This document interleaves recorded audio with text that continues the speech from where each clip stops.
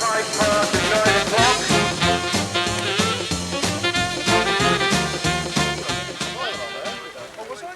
here we are about to spend a very enjoyable Sunday morning, beginning at Yeovilton in Somerset with the spirit of the 60s. That was a period when motorcycles in this country were at their very best. We are going to capture some of that atmosphere today at the 10th anniversary run of the Spirit of the 60 run, organised by the Western Motorcycle Club. We'll be meeting some of the riders of those bikes. Some of them rode them back in the 60s, some of them who've taken on the habit since, and we'll be looking at some of the bikes that were built during that period and today capture that spirit of the 60s when motorcycling was at its best. The visitors to this Royal Naval Air Station Museum will be delighted today because not only is the old Buccaneer out there on its hard standing, but 497 gleaming motorcycles of that wonderful era when we really did enjoy our motorcycling, a lot more freedom on the roads than there is today. These enthusiasts have brought the machines many miles, some of them up to nearly 200 miles, just to take part in this 80-odd mile annual run, organised by the Westland Motorcycle Club, a very enthusiastic club that enjoys road runs. And I think this is what the majority of old bike owners enjoy. Rather than put them on a stand and let the crowd wander up and down at shows and look at them, they like to get on them and hear them and ride them and feel them and smell them. Oh, to really enjoy the days that when they were a little bit younger than they are today. The 60s was a time when motorcycling was definitely in its heyday. We heard of the notorious cafe races at such locations as Ace Cafe on London's North Circular, when young and old tested their skills in bikes against each other. Not only British classics here today, but of course we have some wonderful Italian stuff as well. One of their popular classics, of course, is the Ducati. I've often wondered if the Italians ever had any other colour paint but red. They invariably painted their sports bikes red, and it really suited them. Great machines and very much sought after by today's enthusiasts. Unlike our British manufacturers, the Ducati, the Italian firm, is still producing some great bikes and doing very well nicely in the superbike racing.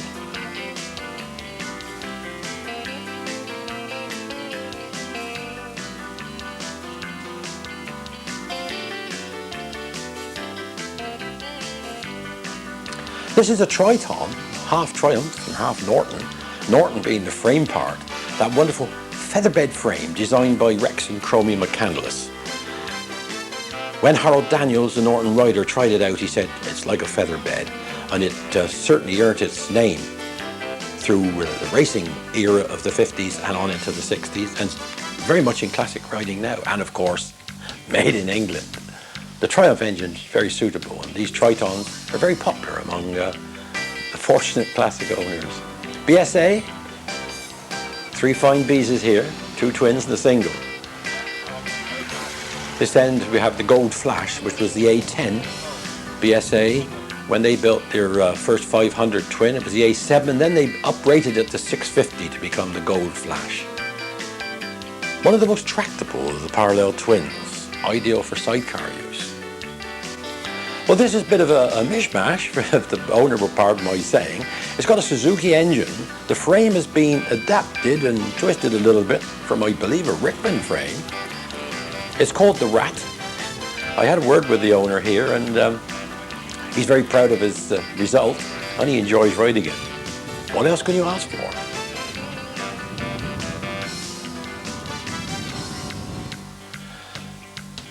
And they also come in pairs.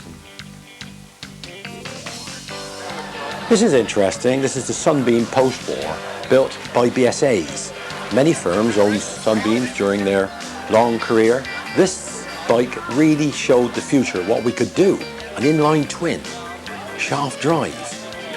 Very nice bikes to ride, smooth, high revving. They built the S7 first with the bigger tyres. Then they went a little bit smaller with the wheels to try to make it appeal more to motorcyclists, but our modern lads didn't want it. But they did want old bikes like this, the AJ. This is not the most immaculate bike on the lineup, except for the silencer. That's in good order. But what a popular machine these were.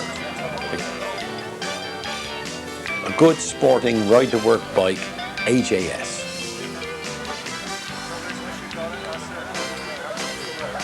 Might not look pretty, but it got here and it completed the run. AJS was AJ Stevens, which was taken over by the Matchless Group just before the war. Another fine AJS here, the Twin, showing off something that AJS is very noted for, the jam pot suspension. And here we have a lineup of scooters, Vespa and Lambretta. Remember the mods during that period? They always had their scooters, long overcoats. Now then, the name Vince. First of all, HRD, and then Vincent, built in Stevenage in Berkshire. This is not one of the big 1000cc twins. The lesser known and more rare 500 Comet. Rare it might be, but valuable, yes, because ask John Surtees. He cut his teeth on the circuits in this country with a 500 Comet. And Velocette, well, I always enthuse over Velocets. Never made a bad bike. During the 30s, they're very popular for their overhead camshaft models, the KDT and the KDS. This is a pushrod model, but as with the MAC and MOV, they came on with the Venom and Viper and the Thruxton. They put short pushrods in, and this made the performance of that pushrod thing go almost as good as their overhead camshaft bikes.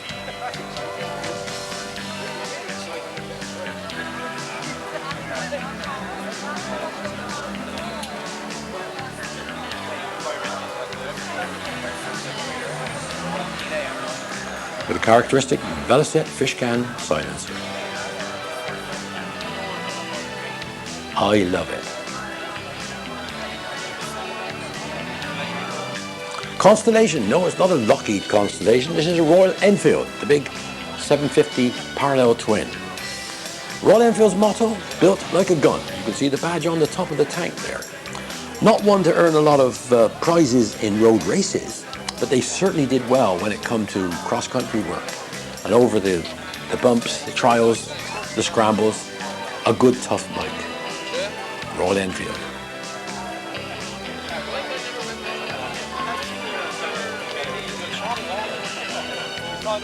And the BSA Gold Star, well, this is legend. There was a time when all the Clubman TTs were won by the famous BSA Gold Star.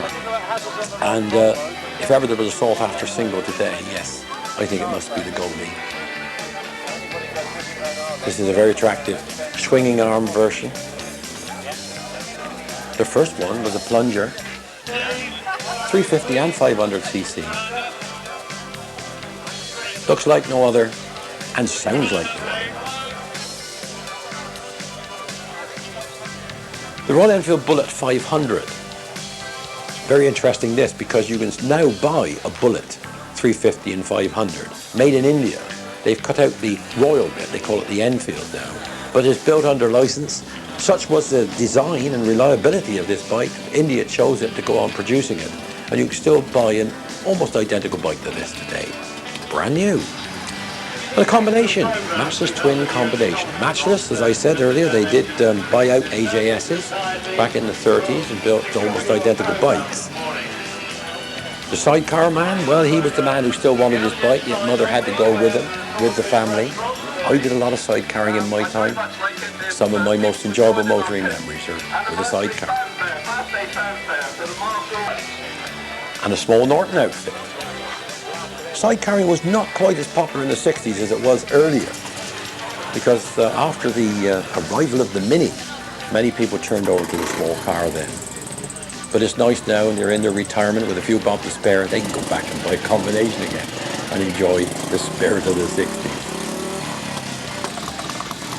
There's the Gold Flash outfit.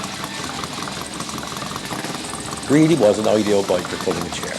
It had a good turn of speed, a very good bottom end there. Bags of torque.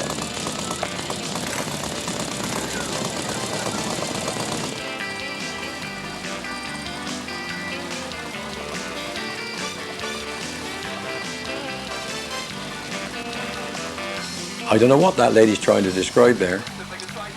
Now there's an interesting featherbed Norton, this time with a big single. Norton's own engine.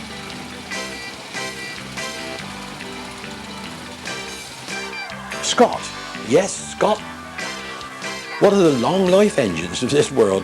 Scott designed The parallel twin water-cooled two-stroke engine, well, right at the, not long after the turn of the century. And it went on being produced, and this is a post-war model, you can see by the teleforks, and still gave a good turn of speed and power. But the most attractive thing about the Scott, and the thing that endows the ownership with much nostalgia and feeling, is the sound of it. The yowl. There's a Taunton club enjoying themselves over there, having a cup of tea before they set on their Spirit of the 60s run. 80 odd miles through the glorious countryside of Somerset.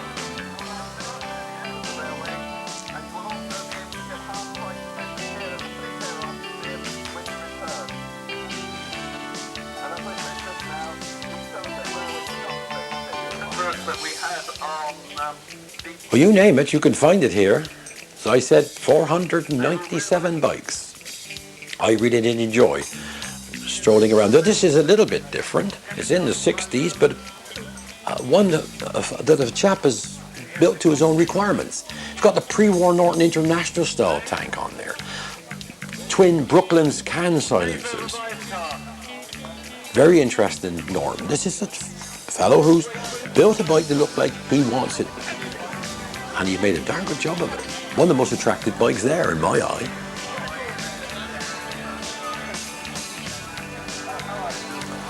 And how patriotic can you get? It's all right to put a sticker on the tank, but this is the limit. But enjoying a ride on that AJS, well, he must be proud to be British. Another interesting Triton. Look, there's the featherbed frame with yet another Triumph engine in. Entirely different adaptation than the earlier one. The pipe's got a nice straw colour.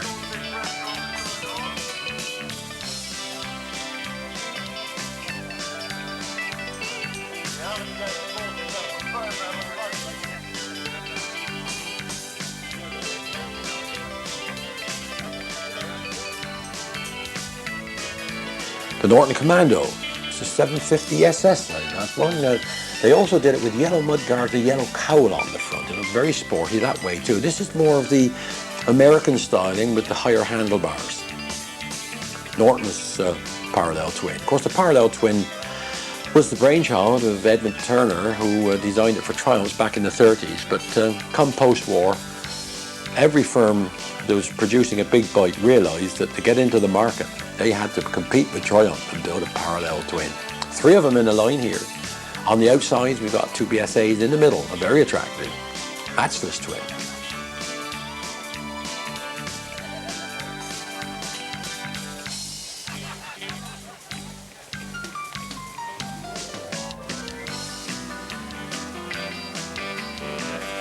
The Area Square 4, the only 4-cylinder bike at the show, and the only firm to build a Square 4, built it originally about 600cc back in the early 30s.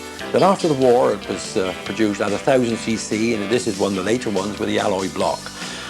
Very tractable bike, and 0 to 60 in that was better than I think any other bike there was.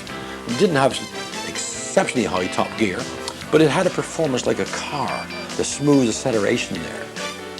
Many of the motorcycle writers, they use those for their traveling around the countryside.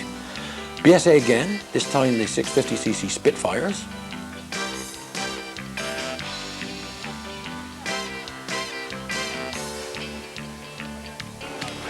And now we're going over to the start. Let's listen to the various sounds and roars of these bikes as they get away.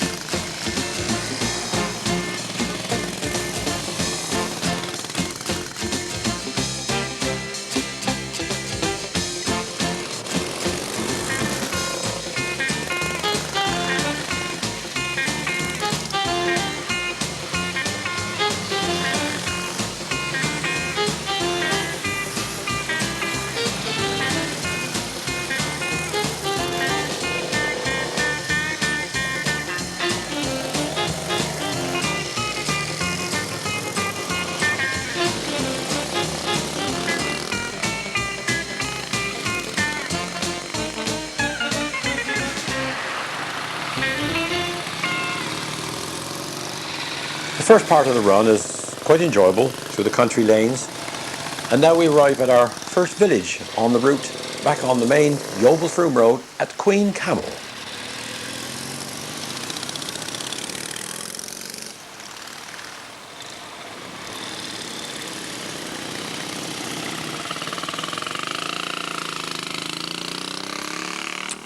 This is a small village with a lot of history behind it, going right the way back to King Arthur's days. Charming little village, and I'm sure that the people out in the main street will be lined up to watch over these bikes as they go through. I'm sure enjoying the sight and the sound that they see, bringing back a lot of memories of their own motorcycling days.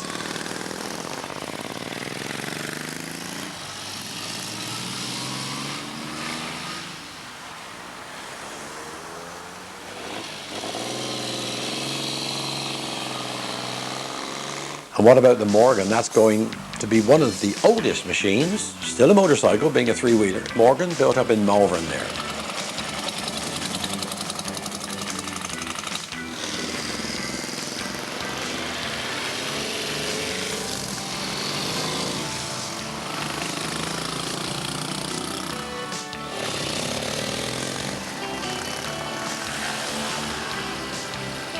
Now these Norton Commandos, some of them were fitted with an electric start that didn't have a very good name, but I've never heard them having problems with a kickstart before. But it's probably got a little bit fouled up, taking it quietly around the lanes. But I'm sure once he gets it going and gives it a good blasting out on the main road, it'll be performing well again.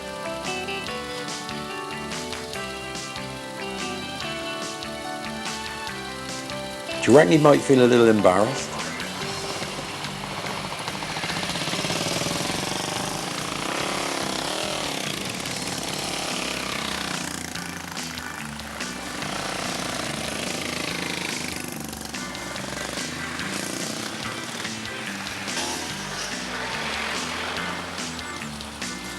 Well, it looks like we're up and running again now, and pillion passenger climbing aboard and all set for another leg of the run.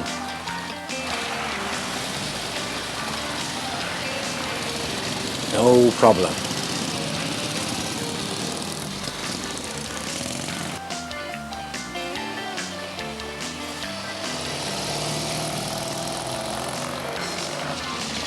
And here we are at Cranmore, the East Somerset Railway, where they house the railway engines that belong to the famous David Shepherd.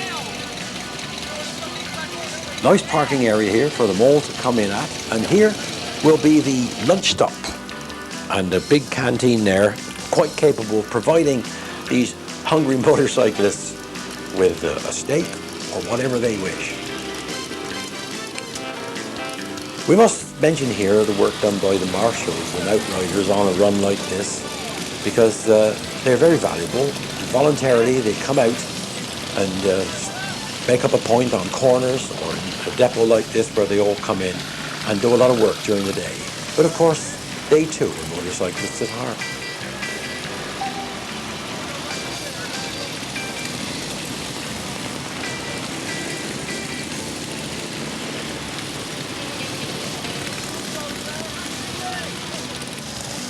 That's the famous bathtub Triumph. You can see by the shape on the back how it got that name. That colour makes it the Triumph 21 to 350.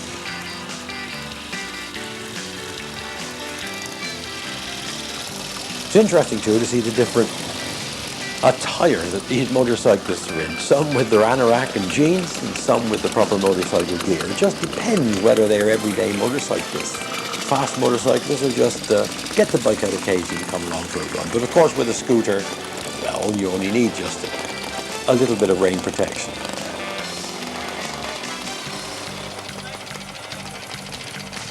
Nice 500 twin BSA.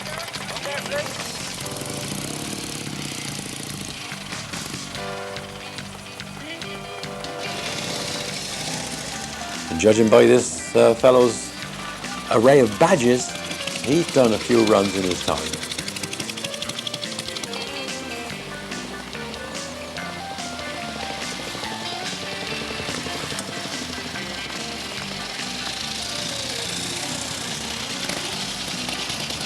Harley Davidson, One of our American entrants.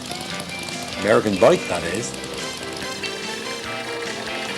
Still produced today and with a very popular following.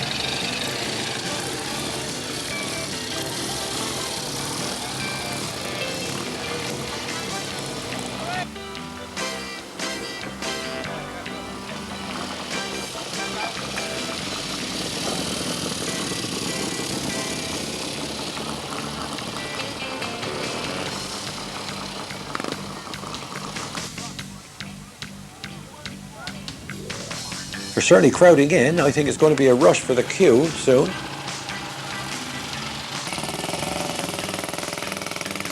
One of our gold stars.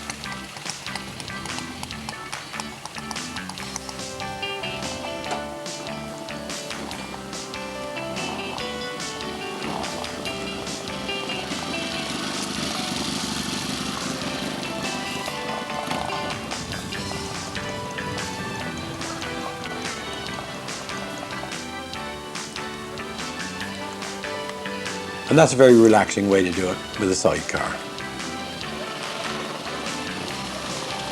Not an easy thing to get used to, but once you are, well, to me, it was a lot of enjoyment.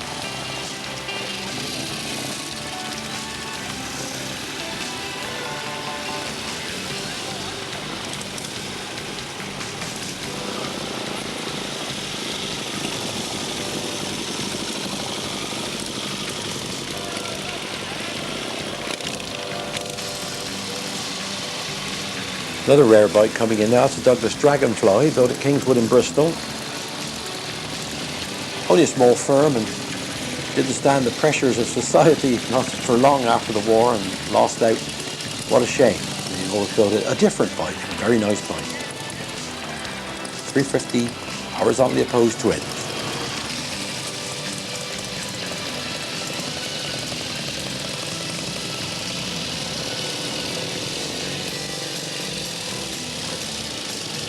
One of the later Nortons that will be covering there. Something that we felt we had to do, I suppose, to compete with the different and more attractive foreign bikes, but I always found it sad to cover up good machinery.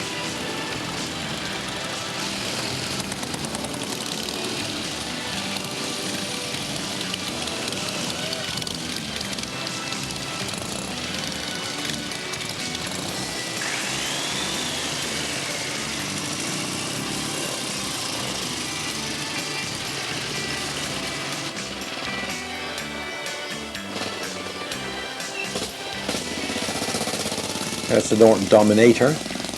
That's their 500 twin. Followed by yet another Triumph. I think we see the name Triumph more than any other on this run. Of course, they did go on producing their bikes much longer than the other firms that went to the wall.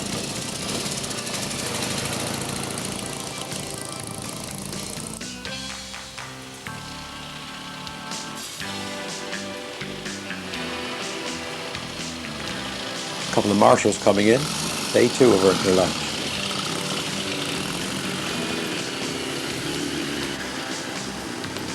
There's something magic about motorbikes, something that inspires us to do all sorts of things, even write poetry. Whenever I see a British bike, I usually start to drool as memories flood back to the days of village life, of school. Local men on old machines, belt drive, oil pumped by hand, and slipping clutches, rectified with a pocket full of sand. Then appeared a Biza sloper and an aerial, big square 4. We had Velos, Nortons, many makes just before the war. Then came the Yanks with their Harleys and Indians, V-twin sound. I didn't like them with their clutches and gear change, the wrong way round. As a young married man, I bought my first bike, a BSA B21. It took me to work several miles each day and weekend provided good fun. We'd watch all the experts up Basbury Ring taking part in the local club trials. There's Sunday night, off the Wells Pictures. We knocked up some pleasure-filled miles. We could leave our bikes in the car park. No padlock, no ruddy great chain. You knew that your bike and your leggings were there when you went back again. I then had a Velo, M20, A7. The last two had sidecars to pull, because small car expense was no option for me, despite the old sidecar was full. There's nothing quite like old bike engines. There rattles and drips of hot oil. We like kickstarts and cables and 6-volt, magnetos, not even a coil. So thank God there's folk, like the Westland Club, to keep old bikes looking like new. Because without those nostalgic memories, I'd be a sad man, wouldn't you?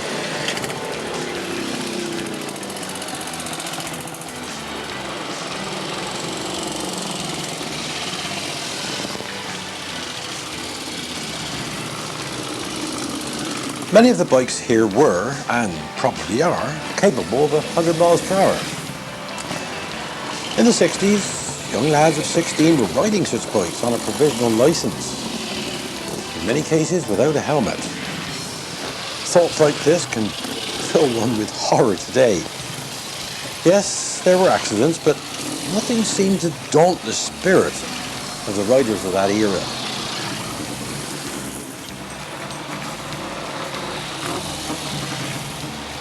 I've always found the comradeship of motorcyclists second to none. Breakdowns were common, especially amongst those who ran their bikes on a shoestring. Bet your life another bike would always stop and if possible help.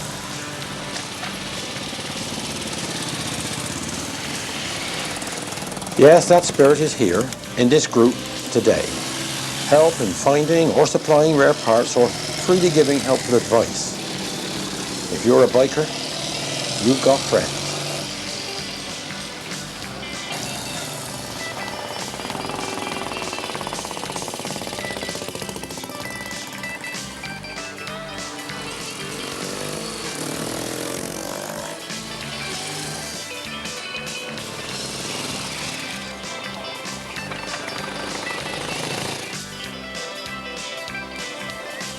And still they come, filling up this quite large car park. I think the whole lot appeared here free of any major problems. Well-known Cranmore siding, where many interesting trains have run over the past few years. There's a strange affinity, too, between those who follow the steam engine world and those who follow the motorcycle world.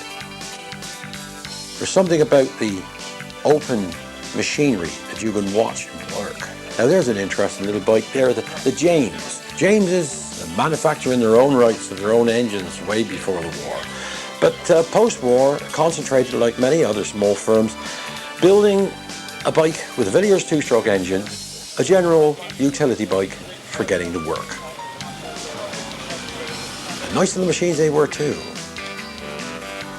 Nice pair of the Triumph bathtub twins, both of them 350, model 21.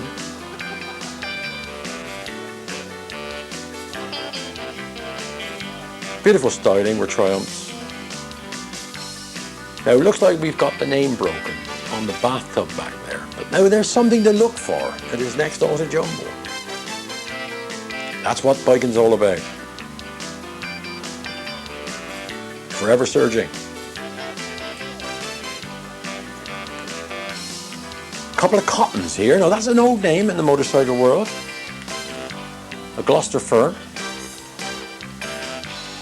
Once again, after the war, common users of Villiers two-stroke engines. Villiers must have produced millions of engines.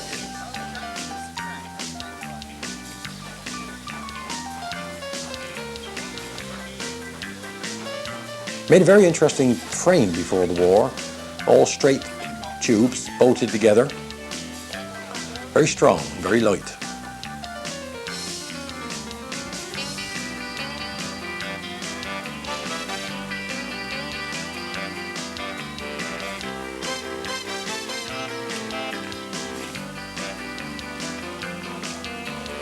Another 350 twin. The old timers enjoying their wander around too.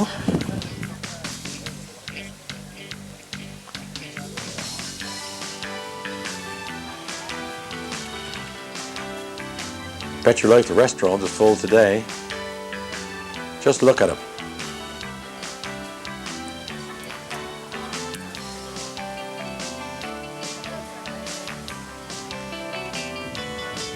Oh well, it isn't everybody who wants a steak for lunch.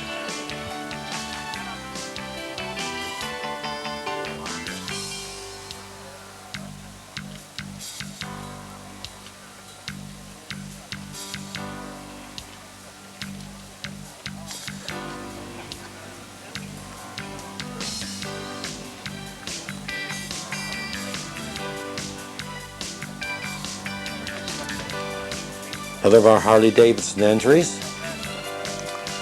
Harley must be congratulated on their marketing because I think they make as much money in this country and other countries on their spares and jackets and trousers, etc., with their logo on, as much as they do out of their bikes. Little 175cc BS8 Bantam, that famous bike that engine pattern copied from DKW after the war.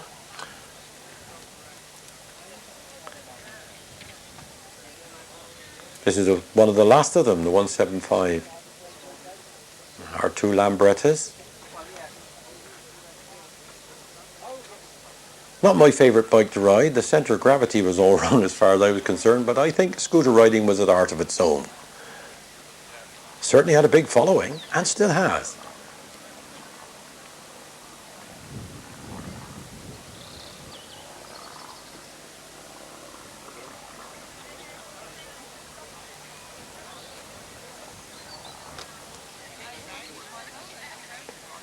Another of our German machines here.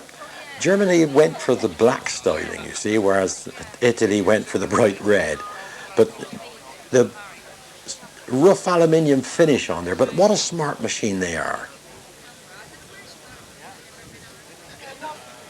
And good engineering is what you'd expect from Germany. That's an interesting BSA there, belonging to local lad Kevin Samways. He's very proud today because it's his bike actually advertising the spirit of the 60s on all the brochures.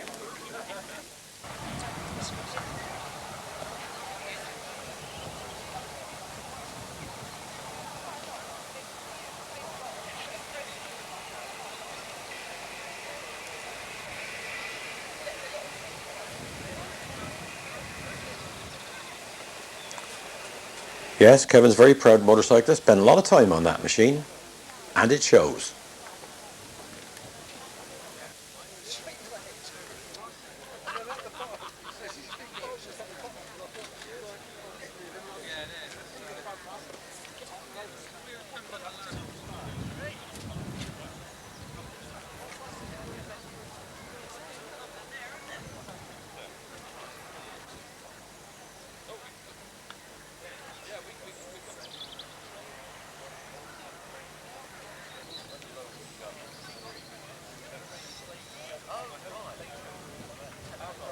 And our little three-wheeler, our what we call the bubble car, built by Isetta, BMWs.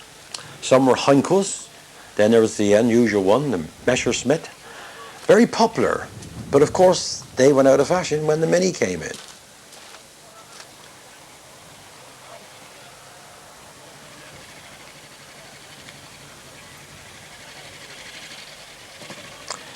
And back to my Velocets again. I do love that Velo. Very unusual way of adjusting the rear suspension at the back. It's quite a self-explanatory, as you can see there. Great bikes, Velos.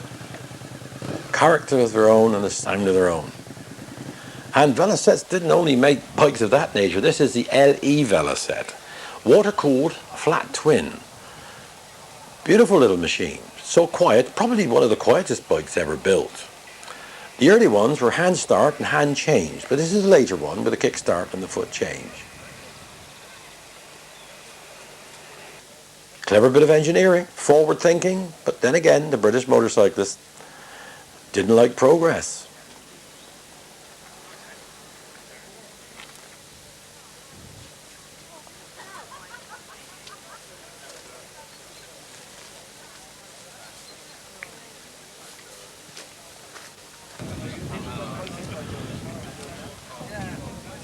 Somebody spotted something that's not quite authentic. You'll always get this. But of course, didn't every motorcyclist want to be authentic? He wants to put a more modern carburetor. He wants to put a better coil on and change the ignition. He wants to improve. Whereas others stick to the original.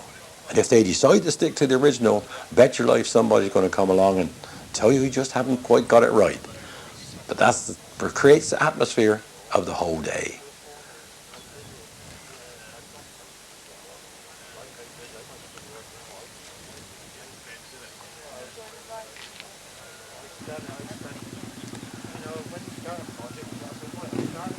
Nice megaphone exhaust there. Of course, back in the old days of the racing motorcyclists, the megaphones were tuned and the engine wouldn't run very well at low speeds. They'd only run when they were on the meg. And when they were on the meg, didn't they sound beautiful? Bikes like the Norton over there.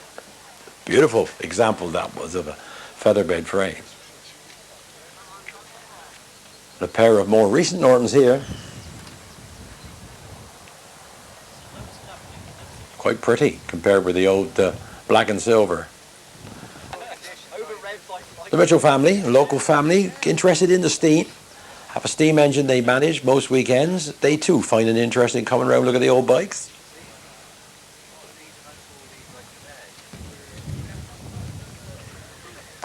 Now here is a bit of cream. The top of the show as far as any motorcyclist in that era was concerned, the Vincent. We had the Vincent Rapide, the Vincent Black Shadow.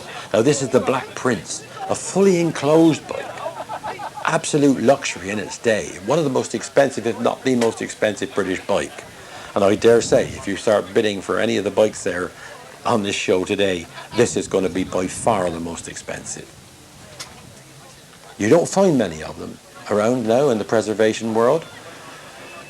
Myself, I still adopt the same attitude as I do about some of the others. Why cover up good engineering? But then again, to each his own. The Black Prince.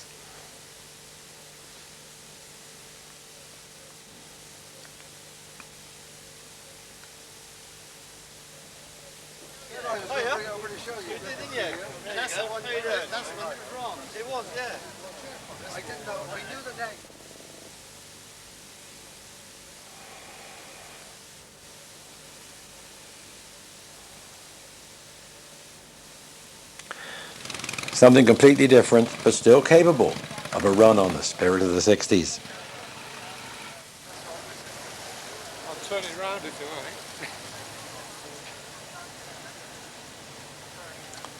Well, it's time for our marshals to get themselves together again, set off to the various junctions to make sure these lads don't get lost on the leg home.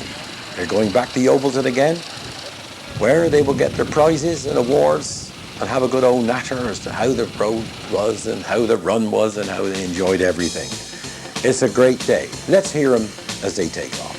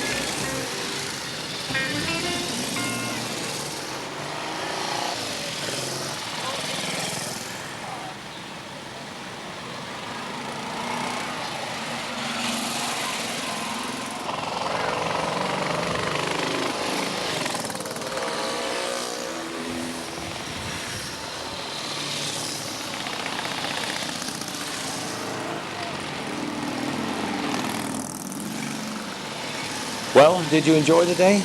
I certainly did, and I'm sure many others did as well. Especially these lads who are riding their bikes. If you've got a bike at home, get it out and ride it, or if you want one, go and find one. There's plenty about. Because this is what it's all about, enjoying life. Getting out there and recreating the things that we enjoyed so many years ago. Recreate what we've recreated today, the spirit of the 60s.